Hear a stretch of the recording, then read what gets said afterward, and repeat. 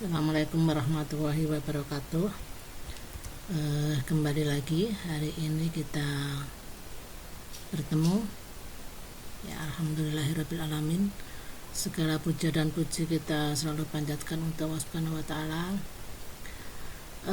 Hari ini kita akan melanjutkan materi tentang konsep dasar pengembangan desa wisata. Nah, ini saya ambilkan dari beberapa contoh gitu ya, dari beberapa kajian atau juga beberapa konsep dasar yang barangkali bisa menjadi inspirasi. Nah, ini juga sekaligus sebagai tindak lanjut dari materi yang sudah saya sampaikan kemarin tentang transformasi desain gitu ya. Mudah-mudahan ini nanti bisa memberikan inspirasi pada desain atau konsep dasar pengembangan desa wisata, khususnya yang nanti menjadi di develop menjadi visi misi, menjadi tagline, sehingga desa wisata yang Anda desain benar-benar menarik bagi wisatawan dan juga memberikan kesejahteraan bagi masyarakatnya ya. Sebelum kita mulai, kita berdoa. Bismillahirrahmanirrahim. Raditu billahi robba wa bil islami dina wa bi Muhammadin nabiyya wa rasulah rabbi yitni ilma warzuqni fahma.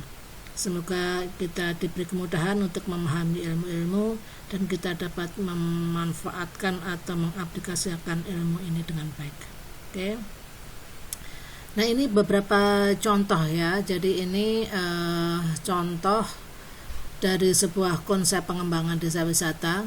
Namanya adalah pengembangan desa wisata berbasis struktur aktivitas masyarakat. Nah, ini materi ini saya ambil dari materi yang ditulis oleh Faris dan Zakaria, kemudian Rima Dewi Subriharjo, tentang desa wisata di Desa Bandungan, Kecamatan Pakong, Kabupaten Pamekasan ya, Madura.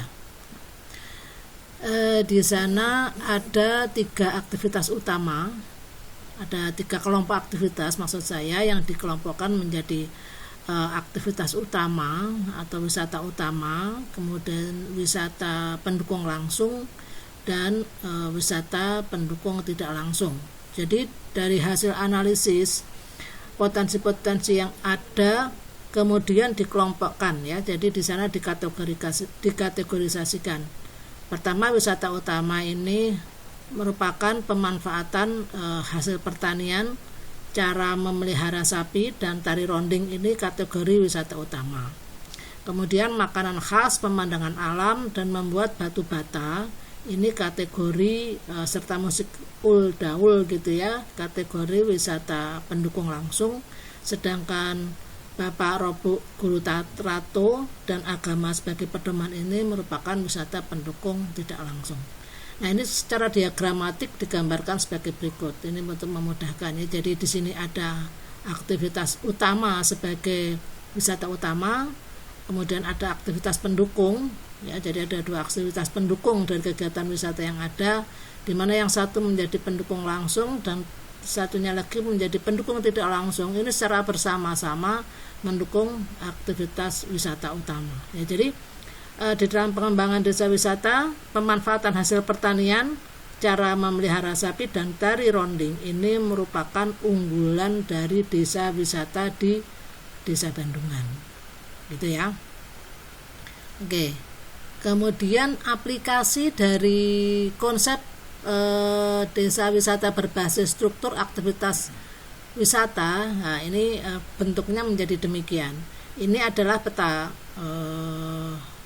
RT RW ya, guna lahan di pola ruang. Di sana ada hijau dan ada kuning. Nah, ini adalah peta yang sangat ini petanya masih sangat kasar gitu. Artinya tidak ada figur ground, penyebaran rumah-rumahnya. Yang tahu kita hanya ini permukiman, ini hijau non permukiman, dan ini adalah sawah. Nah, di sini wisatanya di sana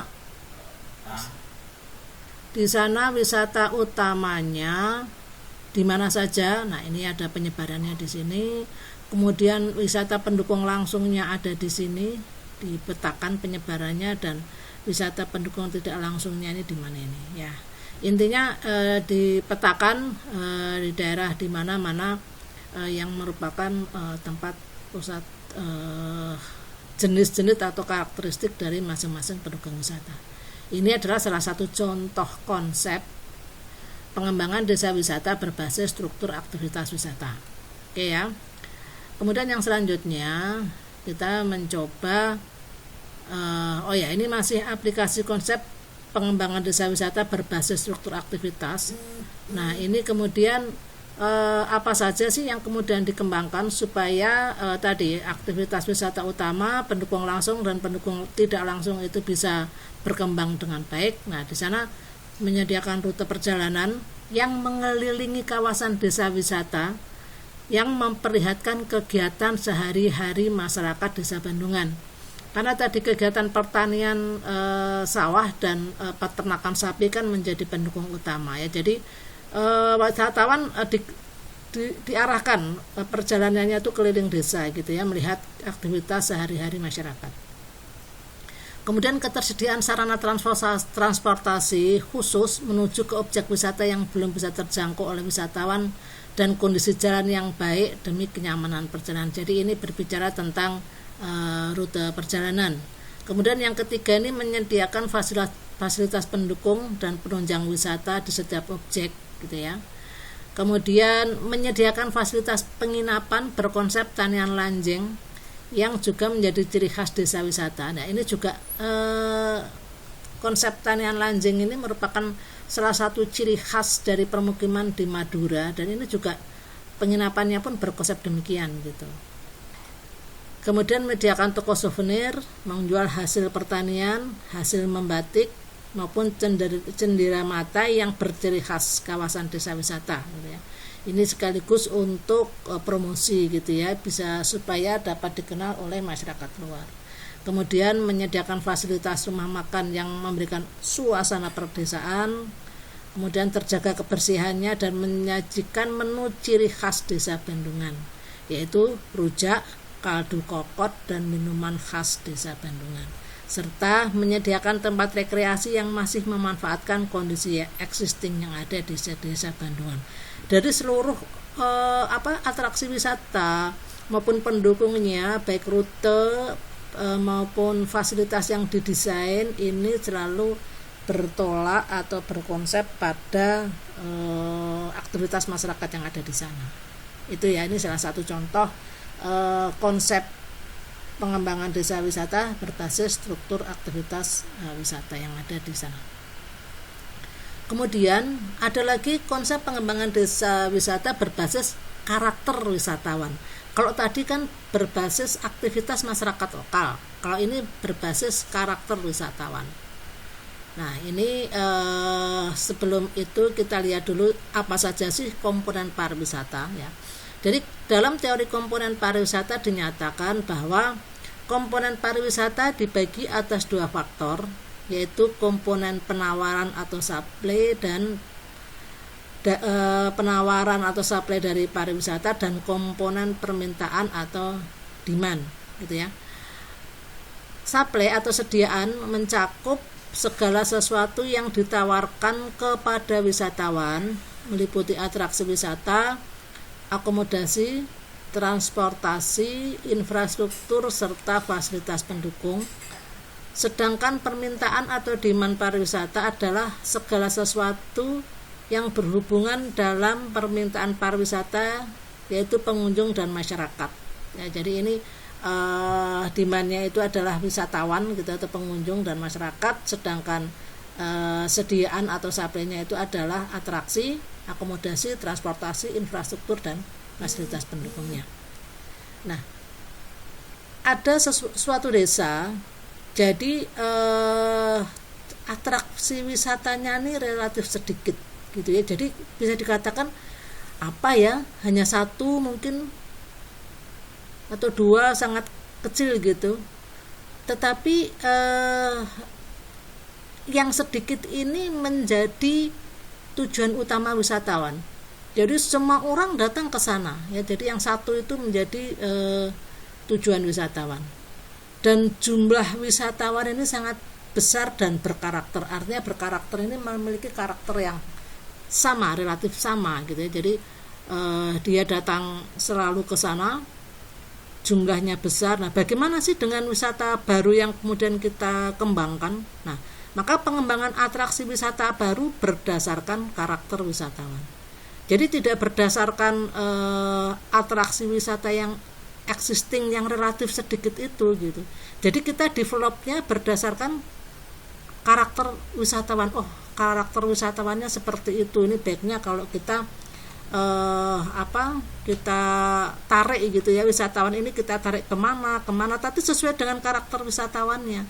Karena tidak selalu sesuatu yang sudah ada existing misalkan ya, wah ini kita anggap menarik ini, tetapi tidak diminati oleh wisatawan, tidak ada demandnya gitu ya, maka effort atau tenaga yang dibutuhkan menjadi sangat besar dan biasanya kurang berhasil. Nah, jadi ini salah satu konsep juga ya, mungkin ini seperti di Wonorejo mungkin seperti ini gitu ya. Jadi kasusnya jumlah wisatawannya sangat besar ya. Jadi pengunjung itu sangat besar di hari Minggu yang mengikuti pengajian, ribuan bahkan bisa sampai 10.000. Nah, sementara tidak ada yang lain atraksi wisata yang kita anggap sebagai sesuatu atau daya tarik alam yang lain yang menarik begitu. Nah, semuanya berbasis dari karakter wisatawan, baru itu kemudian kita develop. Kemudian ini juga ada pengembangan desa wisata berbasis partisipasi masyarakat lokal. Ya, ini hampir sama sebetulnya dengan tadi ya, yang konsep yang pertama berbasis struktur aktivitas. Nah, kita lihat dulu ya. Pembangunan masyarakat atau community based tourism ya. Jadi pembangunan pariwisata berbasis masyarakat, yaitu community based tourism atau CBT, merupakan model pembangunan yang memberikan peluang yang sebesar-besarnya kepada masyarakat perdesaan untuk berpartisipasi dalam pembangunan pariwisata. Nah, ini penting ya. Jadi masyarakat perdesaan untuk berpartisipasi dalam pembangunan pariwisata ini penting ditekankan. Karena apa? Karena pada kenyataannya ini ada beberapa catatan hasil penelitian bahwa saat ini keterlibatan masyarakat lokal dalam tahap implementasi atau pemanfaatan peluang ini terlihat sangat minim. Sekalipun wujud partisipasi itu ada, bentuknya lebih pada pengelolaan usaha berskala kecil. Hal ini terlihat kontras dengan partisipasi masyarakat luar atau investor yang memonopoli usaha berskala besar. Nah, ini jangan sampai kemudian kita membangun desa wisata tetapi yang masuk justru investor, yang kaya justru investor, sementara masyarakat setempat itu justru hanya menjadi penonton dari keberhasilan kegiatan wisata. Jadi hanya menjadi objek yang dilihat oleh para wisatawan gitu, karena keluguan masyarakat dan sebagainya, sementara keuntungan itu masyarakat nggak dapat apa-apa gitu ya. Jadi ini jangan sampai gitu. Terus ada juga beberapa contoh konsep lainnya ya, misalkan ini ada namanya pariwisata pro rakyat ya. Pariwisata yang menghasilkan keuntungan secara ekonomi dan sosial budaya bagi rakyat untuk dapat menunjang kehidupan yang lebih sejahtera. Nah, istilah ini juga hampir sama tadi dengan CBT ya, community based tourism gitu ya. Kemudian juga ada lagi desa wisata hijau, di mana pembangunan desa wisata berbasis konsep pelestarian, meliputi pelestarian alam, ekonomi dan sosial budaya setempat, dan konsep ini yang digunakan adalah konsep pariwisata berkelanjutan. Jadi ini bisa dikatakan desa wisata hijau atau kita mengatakan konsep pariwisata berkelanjutan. Dan juga ada satu konsep yang namanya pariwisata bertanggung jawab ya. Pariwisata bertanggung jawab ini adalah pariwisata yang mempertimbangkan dan mengurangi dampak negatif dari kegiatannya bagi lingkungan alam, ekonomi dan sosial budaya di sekitarnya. Nah, ini fokusnya pada dampak negatif ya, karena dampak negatif pariwisata ini sangat besar kalau kemudian tidak ada kontrol yang kuat. Nah, ini beberapa contoh yang bisa di-develop menjadi konsep dasar dalam pengembangan desa wisata.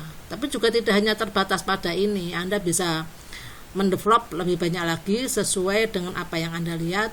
Anda melihat-lihat juga contoh desa wisata yang lain. Jadi studi banding gitu ya, kita komparasikan, oh ya ini cocok dengan desa saya dan sebagainya.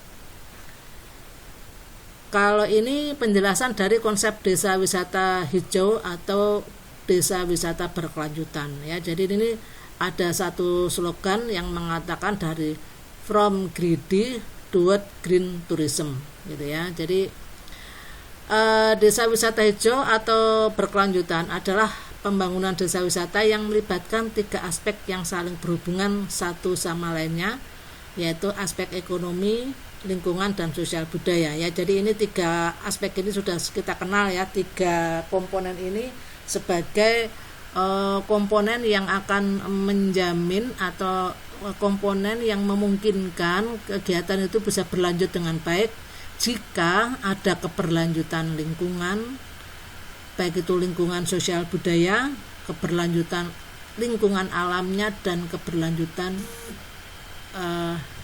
ekonomi. Nah, tiga komponen ini harus dijaga dengan baik. Nah, ini ada catatan juga bahwa untuk kepentingan peningkatan pendapatan ekonomi, pembangunan pariwisata perdesaan sering diarahkan pada konsep keserakahan, artinya sebanyak-banyak hasilnya untuk pokoknya sebanyak-banyak mendatangkan wisatawan gitu ya. Jadi supaya mendapatkan pendapatan yang banyak gitu ya.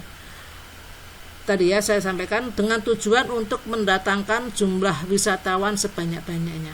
Sebaliknya, dalam pembangunan bersama masyarakat akan menyebabkan pembangunan pariwisata mengarah pada bentuk pariwisata hijau atau green tourism karena berkaitan dengan kepentingan jangka panjang masyarakat itu sendiri ya. Jadi tadi dari from greedy yang serakah itu menjadi pariwisata yang berkelanjutan atau kita katakan sebagai green gitu ya. Ini saya ambil dari buku panduan pengembangan wisata hijau. Desa wisata hijau ini mengarah pada beberapa prinsip dasar ya. Tadi sudah disampaikan ini sebagai penjelasan lebih lanjut.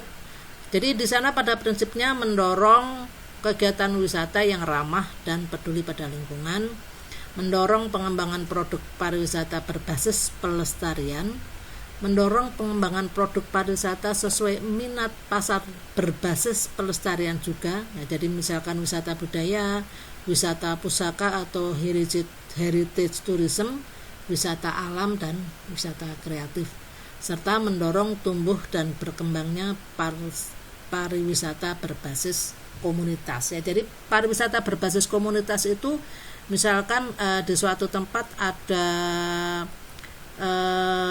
kegiatan atau seni budaya yang berkembang, yaitu sanggar misalkan ya, sanggar lukis misalkan, maka pariwisata atau wisatawan yang datang itu biasanya adalah komunitas-komunitas pelukis. Nah, hal ini kemudian ini akan menjadi aglomerasi atau hubungan antara satu kawasan sebagai asal wisatawan atau supply gitu, kemudian akan mengunjungi tempat-tempat wisata yang menyediakan sesuatu yang menarik komunitas itu. Nanti ini akan membangun jaringan gitu ya, membentuk linkage antar kawasan-kawasan. Dan yang terakhir adalah mendorong kepedulian dan tanggung jawab industri pariwisata dan industri pendukung lainnya dalam penerapan konsep pembangunan ramah lingkungan. Apa sih industri pariwisata? Industri pariwisata adalah segala usaha yang terkait dengan kegiatan kepariwisataan. Jadi di sana termasuk ada hotel, ada rumah makan, dan ada perbankan misalkan seperti itu ya, yang terkait atau mendorong berkembangnya kegiatan pariwisata. Oh ya, ini masih satu lagi, dan mengoptimalkan pendayagunaan sumber daya lokal ya. Jadi di dalam desa wisata itu selalu terkait dengan sumber daya lokal, sehingga penting sekali kegiatan identifikasi potensi dan masalah yang ada di masing-masing daerah ini menjadi awal dari pengembangan kegiatan pariwisata supaya bisa sesuai dengan tuntutan atau kebutuhan masyarakat lokal ya. Jadi bisa mensejahterakan gitu, tidak hanya mengundang orang datang tetapi yang penting adalah mensejahterakan masyarakat lokal. Kemudian ada juga konsep pengembangan desa wisata berbasis potensi wilayah namanya. Nah, pada kita berbicara dengan potensi wilayah itu di dalam wilayah permukiman itu ada beberapa potensi yang sering dikenal dengan 5 potensi gitu ya. Ini teori human settlement dari Doxiadis. Ada nature atau potensi alam, ada man atau penduduk atau demografi begitu ya. Kemudian ada sosial gitu atau masyarakat dan pengelolaannya.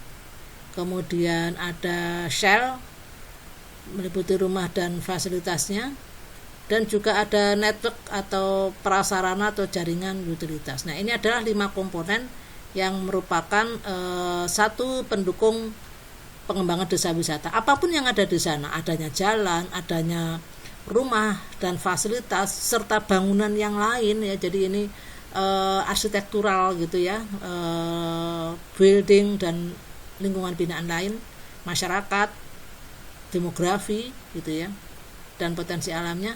Ini di dalam sebuah contoh kasus kemudian dikatakan bahwa Kebon Klopo sebagai permukiman masyarakat, kegiatan wisata harus merupakan integrasi dari seluruh potensi yang tersedia. Jadi bersifat komprehensif gitu ya, jadi semuanya dipertimbangkan.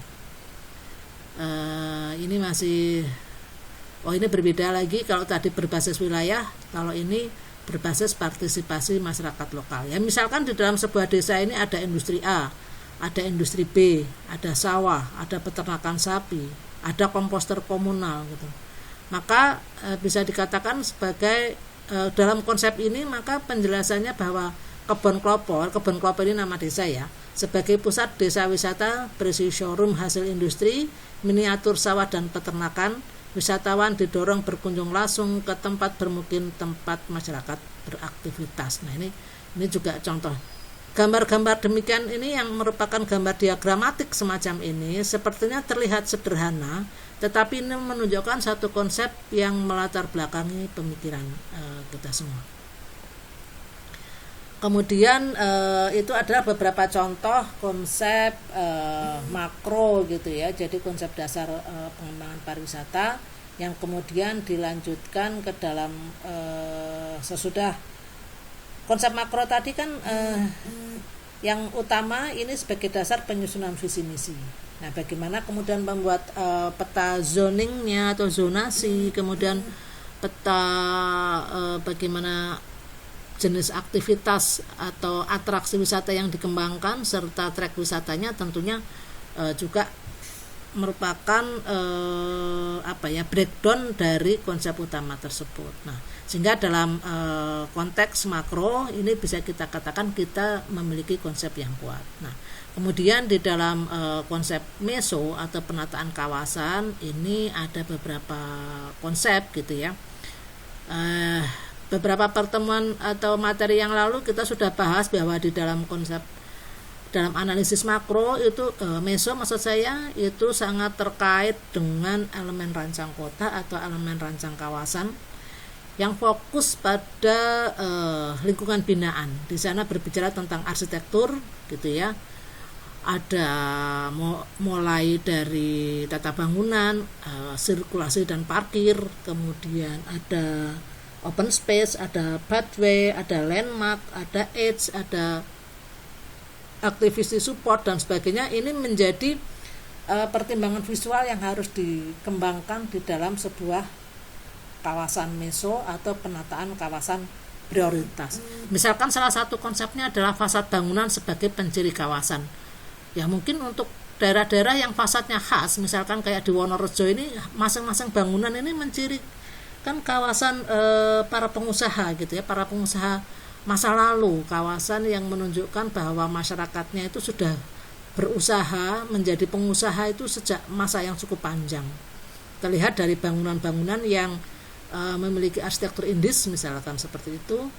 Dan kemudian misalkan ya architecture as a craft. Nah, ini misalkan Anda ingin memberikan satu sentuhan khusus di Wirun misalkan gitu, karena Wirun itu bagian dari wisata budaya gamelannya itu sangat kuat. Bagaimana kemudian arsitektur yang terkait dengan gamelan itu bisa dikuatkan. Gamelan itu materialnya apa toh? Ada yang tembaga, ada yang besi. Nah, mungkin ini bisa secara material bisa dikembangkan. Beberapa rumah memiliki material itu atau memiliki bentuk yang diadop dari bentuk gamelan. Kemudian ada juga jalan sebagai ruang publik misalkan. Artinya jalan sebagai ruang publik itu yang awalnya jalan ini hanya sebagai misalkan ruang transportasi kendaraan bermotor, sebagai ruang yang digunakan untuk transportasi dengan kecepatan tinggi. Ini sekarang dikembangkan kanan kirinya mungkin menjadi jalur sepeda, kemudian menjadi tempat pedestrian yang nyaman misalkan seperti itu, sehingga betul-betul jalan itu bisa kita gunakan untuk aktivitas bersama. Jadi menjadi public space. Kalau mungkin bayangan kita yang mudah gitu ya, sebagai jalan sebagai ruang publik itu adalah jalan pada saat jalan di Solo ya, Slamet Riyadi misalkan pada saat hari Minggu yang kita kenal dengan Car Free Day gitu ya. Juga misalkan ada TOD atau Transit Oriented Development gitu misalkan.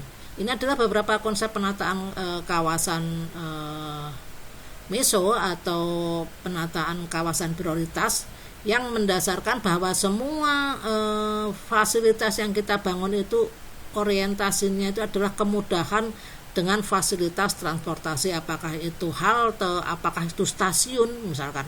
Di Wirun itu kan ada stasiun gitu ya. Atau tempat-tempat pemberhentian yang lain. Ya, ini ada beberapa contoh konsep meso kawasan. Nah, sementara itu dulu yang bisa saya sampaikan. Mudah-mudahan materi ini menjadi bekal di dalam Anda memperbaiki materi yang sudah dikumpulkan di UTS begitu ya. Dan penilaian UTS saya nilai dari materi yang dikumpulkan terakhir ini. Oke, gitu, mudah-mudahan bermanfaat. Saya mohon maaf jika ada beberapa hal yang kurang berkenan. Assalamualaikum warahmatullahi wabarakatuh.